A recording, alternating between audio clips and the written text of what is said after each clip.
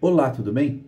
Hoje eu vou fazer um vídeo on demand sobre a taxa interna de retorno, ou só TIR, como ela é conhecida, e esse é um assunto técnico. Bom, a TIR é um conceito matemático que eu já vou explicar, mas antes, uma coisa que ajuda bastante a interpretar a TIR é saber para que ela serve, qual é o propósito da TIR, por que essa taxa existe.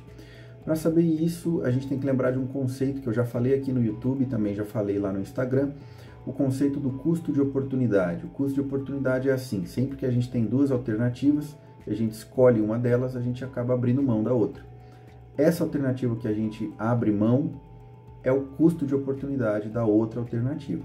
Quando essa escolha entre alternativas é óbvia, a gente não precisa fazer muita conta. Por exemplo, digamos que você tenha R$1.000, você tenha duas alternativas de investimento que exigem um investimento inicial de R$1.000. Uma delas promete duplicar o valor investido em 2 anos e a outra promete triplicar o valor investido em 2 anos. Lógico que, deixando de fora a questão do risco, isso aqui é só um exemplo hipotético para a gente conseguir entender o raciocínio.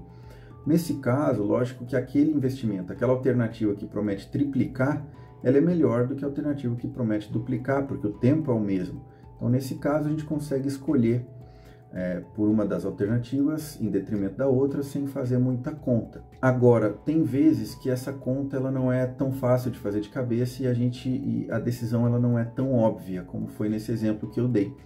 Nesse caso, a gente usa a TIR. É para isso que serve, para fazer comparação de investimentos, e aquele que tiver a melhor TIR, né, ou a melhor taxa interna de retorno, logicamente vai ser o mais rentável.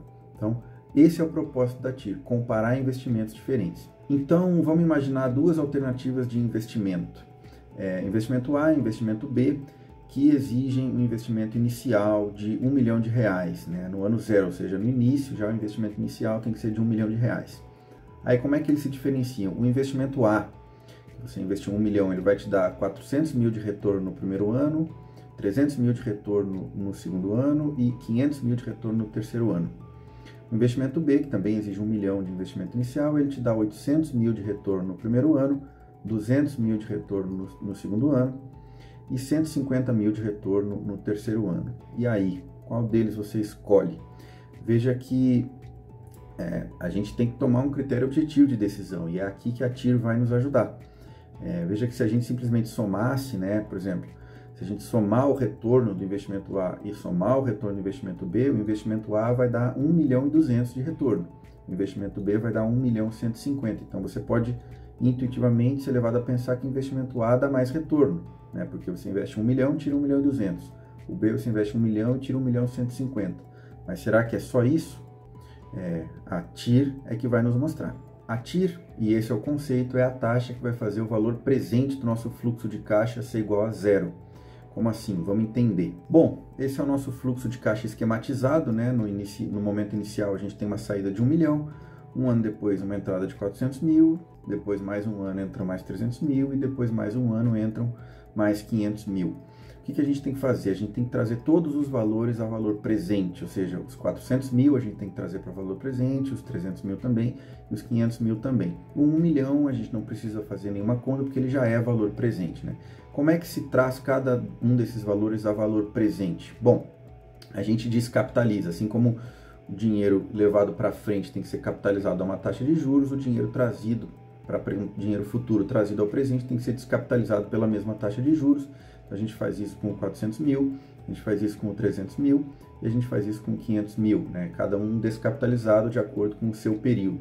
Bom, e aí a TIR, ela vai vir da onde? A taxa interna de retorno vai ser o seguinte: quando eu somo todos os valores presentes, o valor da taxa, né, o valor I aí dessa expressão, dessa equação, vai ser a nossa TIR quando eu igualo, né, quando a gente iguala a zero. Bom, o cálculo manual da TIR é muito trabalhoso, né? A gente tem uma única incógnita, é uma equação de uma única incógnita, mas ela é expoente 2 e expoente 3, então ela é muito trabalhoso nesse caso, né? Porque ela pode ter expoente 4, expoente 5, 6, só dependendo do número, do tamanho do fluxo de caixa que a gente quer trazer para o valor presente. Então, a gente usa ferramentas, né, eletrônicas, pode ser uma calculadora financeira, tipo uma HP 12C, por exemplo, um Excel, o Google Spreadsheet, qualquer ferramenta matemática que consiga calcular o valor da TIR. E nesse exemplo aqui, a gente descobre, né, eu usei o Excel e a gente consegue descobrir que o valor da TIR aí é de 9,3 para o investimento A e 10,4 para o investimento B, ou seja, o investimento B ele é mais rentável do que o A.